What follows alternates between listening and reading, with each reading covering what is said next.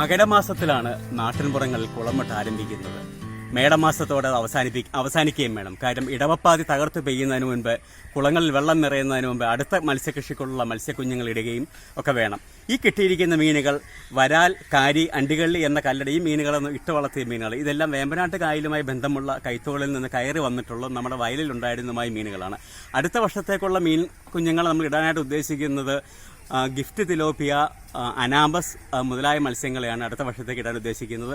എല്ലാ വേനലിലും കുളം വെട്ടുന്നത് നമ്മുടെ സ്ഥിരം സംഘാംഗങ്ങൾ തന്നെയാണ് ഇത്തവണ നമുക്ക് വേണ്ടി കുളം വെട്ടാൻ എത്തിയിരിക്കുന്നത്. കുളം വെട്ടുന്നതിൻ്റെ വിശദമായ വീഡിയോ ഒക്കെ ഇതിൻ്റെ പിന്നാലെ വരുന്നുണ്ട്. രാവിലെ 8 മണിക്ക് തുടങ്ങിയ ആ ഒരു പ്രോസസ്സ് ഇന്നിപ്പോൾ വൈകുന്നേരം 5 മണിയായിട്ട് അവസാനിച്ചിട്ടില്ല. ഇപ്പോൾ ഒരു മഴ പെയ്യുന്ന ലക്ഷണം കാണുന്നുണ്ട്. ഈ മഴയ്ക്ക് മുമ്പായിട്ട് തന്നെ ഈ കുളം വെടിപ്പാക്കി ഇവർ മടങ്ങാനുള്ള തയ്യാറെടുപ്പിലാണ്. ഇപ്പോൾ പായൽ പിടിച്ച് ചെളി മൂടിക്കിടന്നിരുന്ന ഒരു കുളമായിരുന്നു ഇത്. ഒരു വർഷം കൊണ്ട് പായൽ നിറഞ്ഞു ചെളി മൂടിക്കിടന്നിരുന്ന ഈ കുളമാണ് ഈ നാല് മനുഷ്യാധ്വാനം കൊണ്ട് ഇവർ ഈ കുളത്തെ വെളിച്ചമുള്ളതാക്കി മാറ്റി.